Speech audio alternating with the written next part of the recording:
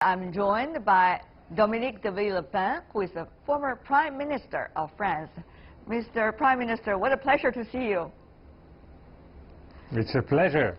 I heard you followed the 3-hour speech of General Secretary of the Chinese Communist Party, Xi Jinping, yesterday. A very historical moment. Historical moment in terms of he announced China is entering into a new era. Having said that, though, what is the biggest takeaway for you? Well, I really think that we are seeing one of the most, and maybe the most important political action in the last decades for the world, which is the rise of a strong China, the rise of a China that wants to take responsibility, and the rise also of a new China that is ready for new changes, and that comes for many people around the world as a surprise. This new ambition of China goes along with more pride for the nation, more unity for the party, and as well as more growth for the country and the state. So there is a new division of responsibility for the nation, for the party, and for the state, which is, I believe, something important for the years to come. Mr. Prime Minister, you've been a politician, you served in different administrations, you understand the politics of political parties. What do you make of this very unique case of the Chinese Communist Party as the ruling party of China for decades, and this time the so-called, what you termed as new division of labor of the CPC in terms of its leadership in China? For a Western eye, sometimes it's difficult to understand how such a party can have a responsibility that big. But I really do believe it is adapted. It suits the huge size of China. You cannot be directing 60 million people the same way you are directing 1 billion 300 million or 1 billion 400 million people. You need to have an organization that goes everywhere in the country. And the strength of the Chinese Communist Party is to have almost near 100 million people that can explain the policy, be part of the movement of the society and the movement of the state. You need to have something that plays the role that the state is playing in France, for example, structuring the society and structuring the nation and helping the state to go forward. It's a very important element of mobilization. And I had quite a few contacts and work with the Communist Party in China. And I can see how much they are not looking inwards. They are looking to the world, the transformation, the change. They are looking forward. So it's not a party that has, as some people may think, a very conservative view of the society and the world, but a willingness to modernize, to adapt, and to transform. You see, the Chinese Communist Party also tried to update itself. Well, in what direction, of course, it still needs some time to see. Mr. Prime Minister, having said that, though, you talk about the so-called ambition of China, the Chinese Communist Party, illustrated by the 19th Party Congress report. Think about it. What exactly is China's ambition? In a moment where we see a very worrying evolution of the United States, which is withdrawing from world affairs and becoming more a problem for the world than a solution, we need a strong China. And this is maybe the most important message of this 19th Party Congress. China is back, and China is back for good in a world that needs a country like China taking more responsibility. Already we know that China is the first country in peacekeeping troops in the world. But we need a stronger involvement of China in world affairs, in monitoring crisis. For example, the crisis of North Korea cannot be monitored without China. The same in the Middle East, the same facing terrorism, facing proliferation problems. We need more of China. And I believe that what China brings to the world today is its unity. We are facing the problem of unity in Europe, and it's a very big issue.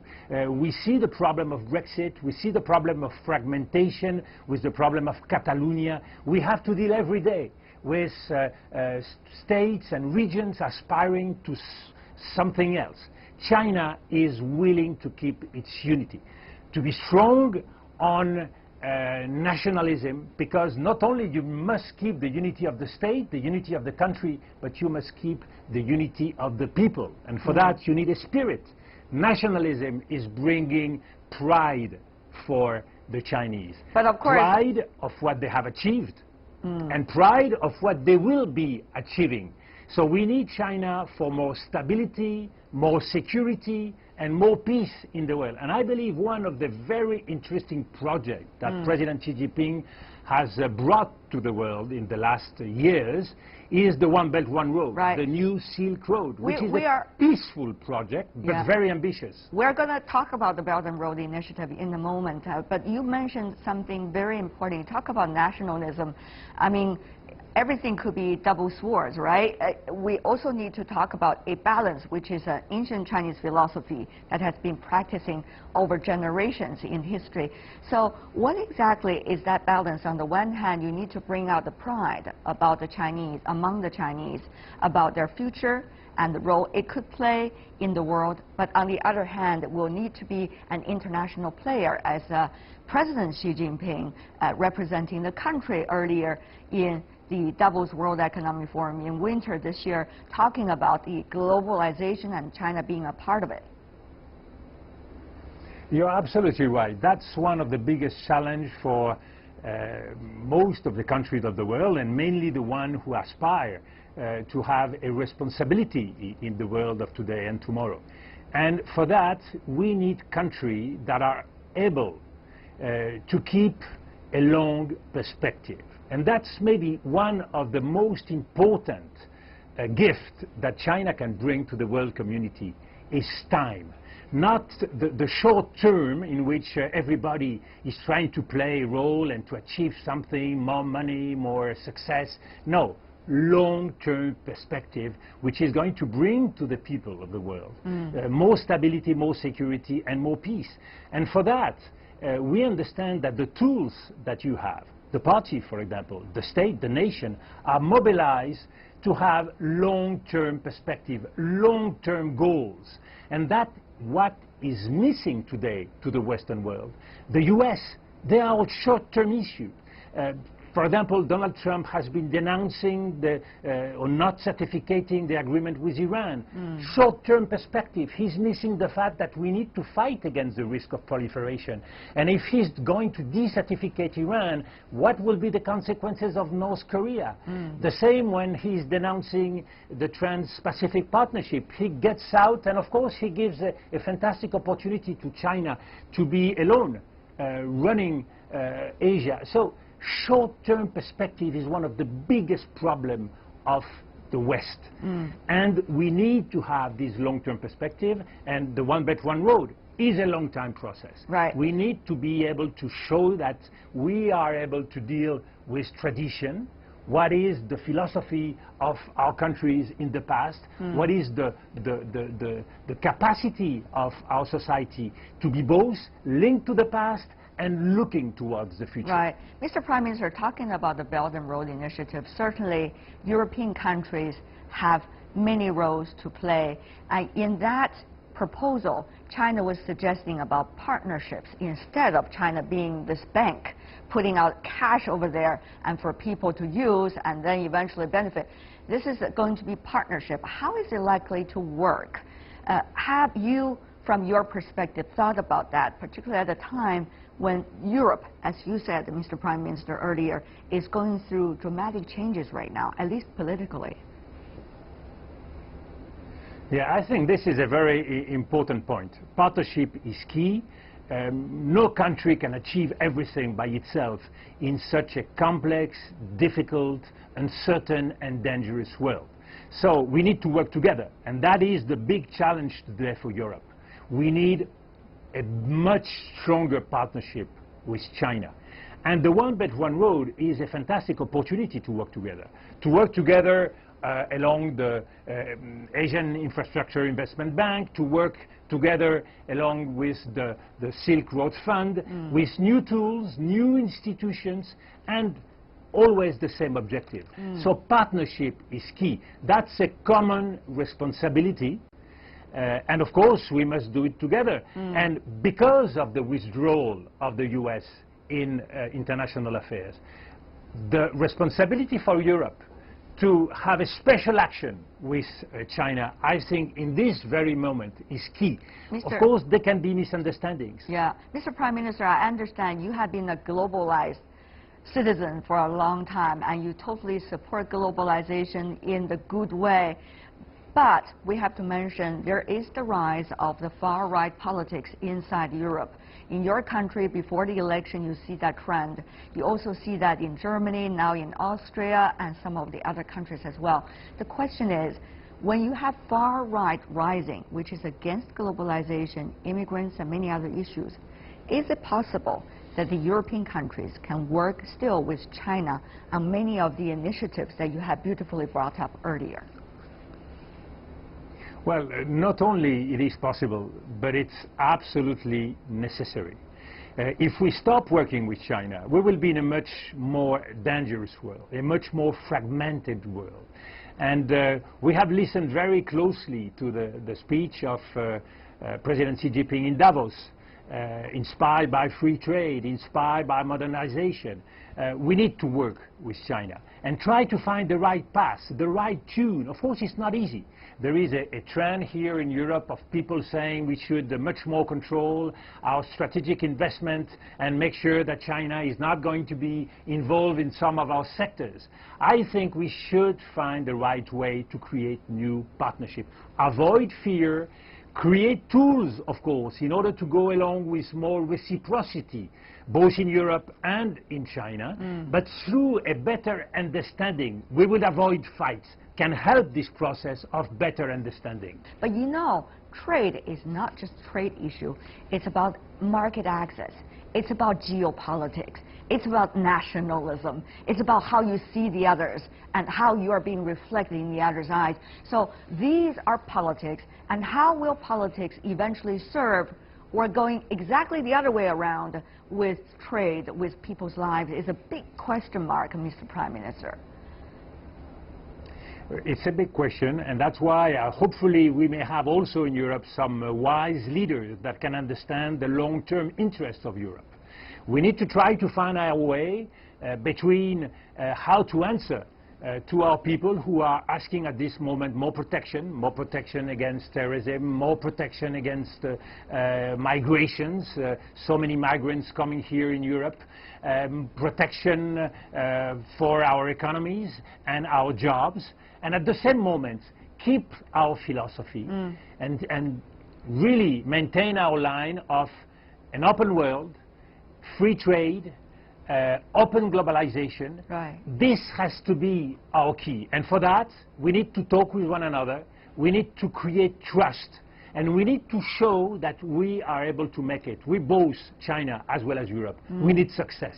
We need to show that without the United States, we can go forward and work closely together for the better of our people. We need great, beautiful case studies. Mr. Prime Minister, another point I want to bring to you, that is, you heard from the General Secretary of the Chinese Communist Party, Xi Jinping, his report yesterday, talking about building a strong, updated, modern military. He has also been very strong in terms of protecting China's sovereignty and also integrity. Many of these points have been viewed differently in different parts of the world. What do you make of it? And what do you think about a strong China in terms of defense and military? What would that mean for European countries and to you, Mr. Prime Minister? I think it's a good news to have China assessing the fact that we are living in a dangerous world where we need to have the best ways to face the difficulties, whether it's terrorism, whether it's growing threats in so many regions of the world. We need to be able to create strong armies, and the effort on the sector of defense is also part of the agenda of Europe.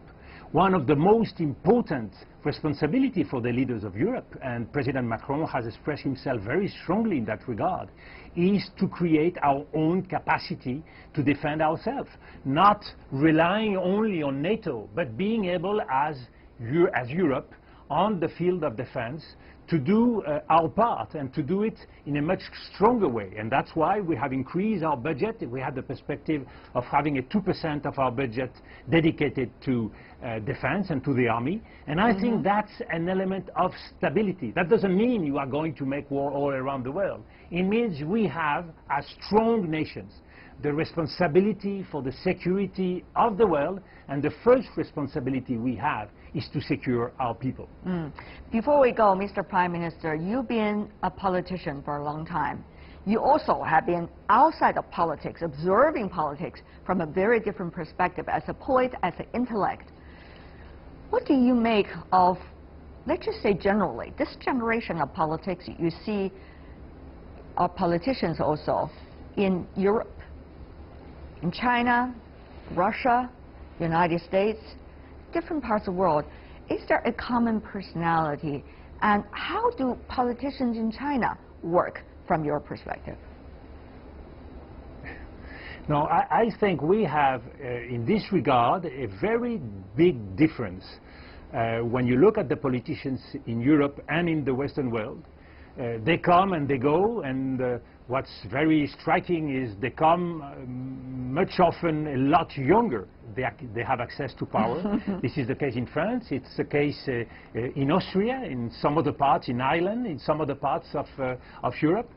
And you have less stability, less capacity to monitor things on the long-term perspective, which is a big difference with countries like Russia, countries like China, or countries like Turkey.